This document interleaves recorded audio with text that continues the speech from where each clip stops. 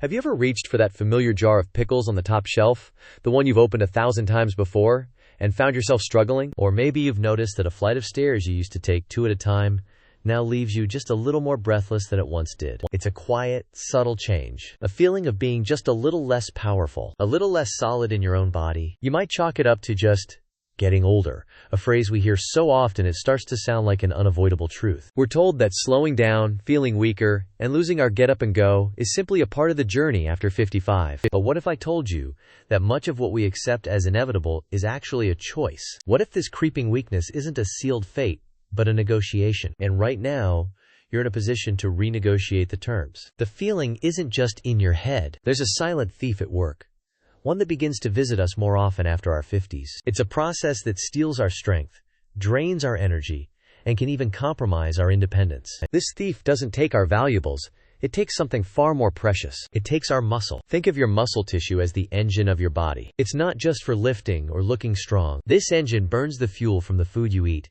creating the energy you need for everything, from walking the dog, to playing with your grandkids, to simply getting out of a comfortable chair with ease. Your muscles are your metabolic powerhouse. They regulate your blood sugar, support your joints, protect your bones, and keep your metabolism humming along efficiently. A powerful, well-maintained engine means more energy, better balance, a stronger immune system, and a higher quality of life. But when this engine starts to lose parts, when it starts to shrink, everything slows down. That's when we start to feel old.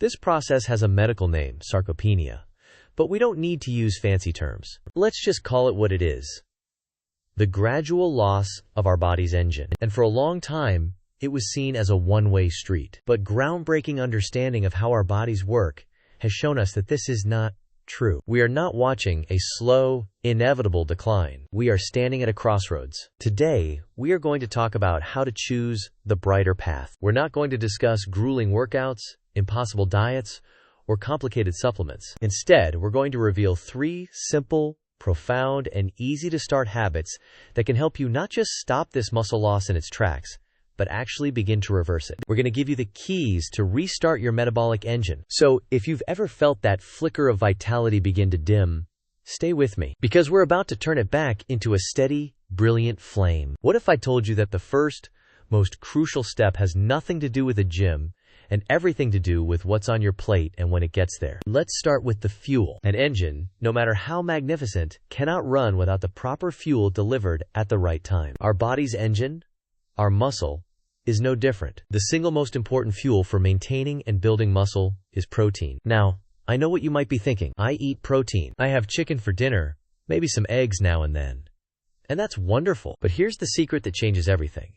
It's not just how much protein you eat, it's how you schedule it throughout the day. Imagine you have a small, thirsty houseplant. If you dump an entire gallon of water on it once a week, what happens? The pot overflows, the water runs everywhere, and the plant's roots only get to absorb a tiny fraction of what they need. The rest is wasted. Now imagine you take that same gallon of water, but give the plant a small glass every few hours, every day. The soil absorbs it all. The plant thrives, grows strong, and becomes vibrant. Our muscles work in exactly the same way. The process of repairing and building muscle is called muscle protein synthesis. Think of it as the on switch for muscle growth. After about age 50, our bodies become a little less responsive. The on switch gets a bit sticky. It requires a slightly stronger signal to flip. Research has shown that to flip that switch effectively, we need a specific amount of protein in one sitting, about 25 to 30 grams. Here's where most of us get it wrong. We tend to backload our protein. A small, carb-heavy breakfast like toast or cereal, a light lunch,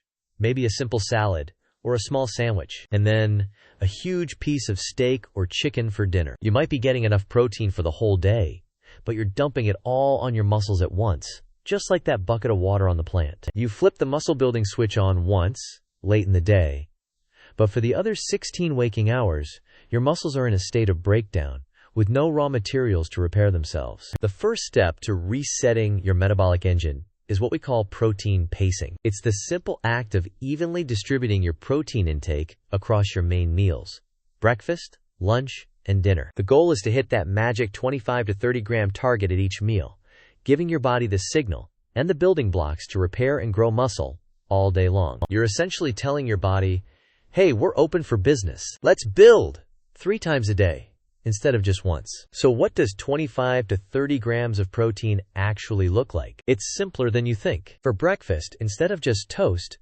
maybe it's 2 or 3 eggs with a slice of whole grain toast, or a bowl of Greek yogurt which is packed with protein, topped with some berries and nuts. That's it. You've hit your target. For lunch, instead of just a leafy salad, make sure you add a palm-sized portion of grilled chicken, a can of tuna, or a generous scoop of chickpeas and quinoa. For dinner, that same palm-sized portion of fish, lean meat, or a hearty lentil stew will get you there. We're not talking about huge, bodybuilder-sized meals. We are talking about being smart and strategic. It's about making your food work harder for you. This one, change from protein dumping to protein pacing, is profound. It transforms your body from a state of breakdown for most of the day to a state of constant, gentle repair and rebuilding. It keeps the engine humming, burning fuel more efficiently, and protecting that precious muscle mass. You'll notice you feel fuller for longer, have more stable energy levels, and you're providing the fundamental building blocks your body is crying out for. You are literally fueling your strength from the inside out. So you're now providing the engine with the highest quality fuel,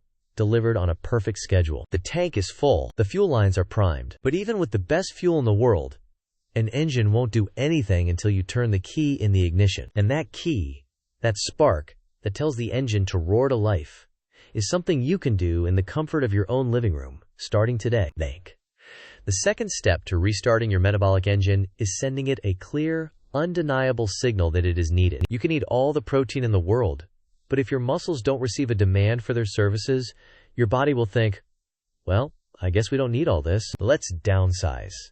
It's the use it or lose it principle in its purest form. Think of your muscle mass as a savings account for your physical independence. Every day, you're either making small deposits or small withdrawals. Simple daily activities make small withdrawals. But to make a deposit, you have to do something a little more challenging than your baseline. You have to send a signal. That signal is called resistance. Now, when I say resistance, please erase the image of a 25-year-old bodybuilder grunting and lifting massive weights. That is not our world. For us, resistance training is about gentle, safe, and effective movements that challenge our muscles just enough to stimulate growth and strength. It's about reclaiming, not punishing. The most accessible and powerful form of resistance is using your own body weight. Your body is a magnificent machine, and you carry it with you everywhere. Let's talk about one of the single most important exercises for maintaining independence as we age, the simple sit to stand, or what we'll call a chair squat. Every single day, you get up out of a chair. By turning this simple motion into a conscious exercise, you are strengthening the largest muscles in your body, your glutes and quadriceps. These are the muscles that power you upstairs, help you get out of a car, and provide the stability to prevent falls. Here's how to do it safely. Stand in front of a sturdy chair, feet shoulder-width apart, with your chest up and your core engaged. Slowly lower your hips back and down as if you are about to sit. Either tap the chair lightly or sit all the way down. Then, without using your hands to push off, drive through your heels and stand back up to the starting position. That's 1 repetition. Aim for a set of 8 to 12 repetitions. The key is control. No plopping down, no rocking to get up, just smooth, deliberate movement. Another fantastic tool is something you likely have in your home right now, a wall. Wall push-ups are a brilliant way to maintain upper body strength in your chest, shoulders, and arms, which is crucial for tasks like carrying groceries, pushing a lawnmower, or even catching yourself if you stumble. Stand a couple of feet away from a clear wall. Place your hands on the wall, slightly wider than your shoulders, keeping your body in a straight line from your head to your heels. Slowly bend your elbows and bring your chest toward the wall. Pause for a second, then press firmly back to the start. Just like the chair squat, aim for 8 to 12 controlled repetitions. If it's too easy, step a little further from the wall. If it's too hard, step closer. You are always in control. These movements don't need to take hours. Just 10 to 15 minutes, 2 to 3 times a week, is enough to send that powerful, "you are needed" signal to your muscles. You can do it while the kettle is boiling, or during the commercial break of your favorite show. And it doesn't have to be just these exercises. Carrying your groceries instead of using a cart, taking the stairs when you can, working in the garden, it all counts as a deposit in your strength savings account. This is the ignition. The protein you're eating is the fuel, and these simple resistance movements are the spark that tells your body to use that fuel to build and reinforce your muscular engine, not store it as fat. You are reminding your body of what it is capable of. With every controlled squat, with every steady push, You are fighting back against that silent thief and rebuilding your foundation, one movement at a time. It's a powerful feeling. So we've covered the fuel and the ignition. You're supplying your body with the building blocks on a perfect schedule, and you're sending the signal to put them to work. But there is a third, secret step. It's the one that happens when you're not even conscious. When the day is done, it's the time when the real magic of rebuilding happens, and it might just be the most powerful piece of this entire puzzle. Imagine you've spent the day providing all the best materials to a construction site: the steel, the concrete, the wiring, and you've delivered the official blueprints, telling the workers exactly what to build. But what if the construction crew, the workers who actually assemble everything, only showed up for a few hours and were too tired to work properly? The materials would just sit there. The blueprints would be useless. Nothing would get built. This is exactly what happens in your body when you neglect the third and final key to resetting your metabolic engine: deep, restorative sleep. Sleep is not a passive state of turning off. It is the most active and crucial period for physical repair. It's when your body's construction crew comes on duty. When you fall into the deeper stages of sleep, your brain signals the release of powerful hormones, most notably human growth hormone, or HGH. As adults, HGH is less about growing taller and more about repair and regeneration. It is the foreman of your body's construction crew. It travels through your bloodstream, finds the muscle fibers you stimulated with your chair squats and wall push-ups, and tells them to use the protein you ate during the day to repair themselves and grow back even stronger. If your sleep is short, fragmented, or of poor quality, you simply do not get enough of this crucial HGH release. You've supplied the fuel and the signal, but you failed to hire the construction crew. The result? Your muscles don't recover fully, and the entire process is short-circuited. Worse, a lack of quality sleep does something else sinister. It increases the level of a stress hormone called cortisol. Cortisol is catabolic, which is the opposite of anabolic. It literally breaks down muscle tissue for energy. So poor sleep delivers a devastating 1-2 punch. It prevents the buildup process from happening effectively, while actively promoting the breakdown process. It's like hiring a demolition crew instead of a construction crew. Protecting your sleep is, therefore, not a luxury.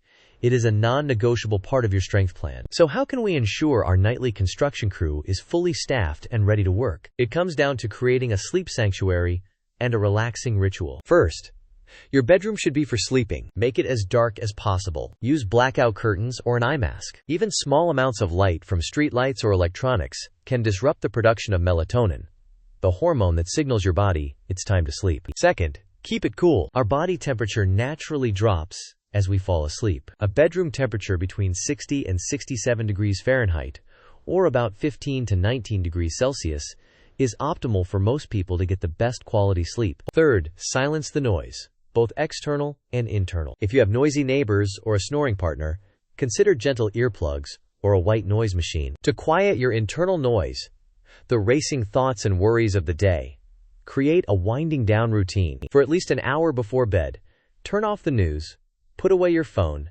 and step away from the bright screens. The blue light from these devices tricks your brain into thinking it's still daytime. Instead, read a book, listen to calming music, take a warm bath or shower. The subsequent drop in your body temperature as you get out will help signal sleepiness. Meditate or do some light stretching. The goal is to send a clear message to your body and mind. The day is done, the work is over, it is time to rest and repair. This third step, prioritizing 7 to 9 hours of quality sleep, is the powerful glue that binds the first two steps together. It's the time when the fuel you consumed and the work you performed are translated into real, tangible results.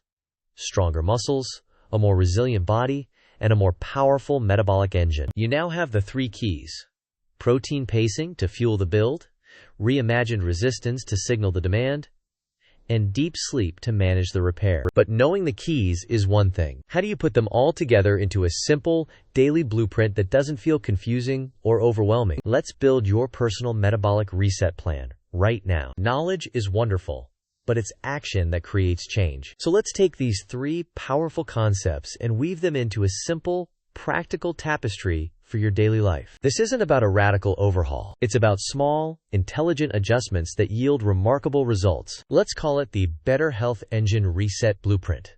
Let's walk through what a perfect day for your metabolic engine could look like. Morning. The spark and the first fueling. You wake up feeling rested, because you've prioritized your sleep. Instead of jumping right into the chaos of the day, you take 10 minutes for yourself. This is the perfect time for your resistance signal. While your coffee or tea is brewing, you perform your set of 8 to 12 controlled chair squats and your set of 8 to 12 wall push-ups. That's it. You've sent the wake-up call to your muscles for the day. You've made your first strength deposit. Then comes breakfast. You're not just grabbing toast, you're consciously fueling. You choose the Greek yogurt with berries and a sprinkle of nuts, or you scramble 3 eggs. You sit down and enjoy it, knowing you've just delivered the first 30-gram dose of high-quality protein to the muscles you just activated. You've started the day in a state of building, not breaking down. Midday. The midpoint refuel lunchtime arrives. You're not starving because your protein-rich breakfast has kept you feeling full and stable. You build your meal around your protein source. You toss that can of tuna or that grilled chicken breast onto your salad, or you enjoy a hearty bowl of lentil soup. You easily hit your 30-gram protein target again, continuing the muscle repair process throughout the day. Because you did your resistance work in the morning, your muscles are extra receptive to these nutrients. Think of it like a sponge that has been wrung out, ready to soak up all the goodness you're providing. Evening. The final fueling and the wind-down dinner is your final opportunity to fuel the engine before the overnight repair crew clocks in. A beautiful piece of baked salmon, a lean pork chop, or a tofu stir-fry with plenty of vegetables. You hit your final 30-gram protein goal. You've successfully paced your protein, providing a steady stream of building blocks all day long. Then, the most important part of the evening begins. The wind down. At least an hour before your intended bedtime, the screens go off. The bright overhead lights are dimmed. You read, you listen to music, you have a warm, decaffeinated tea. You prepare your bedroom sanctuary.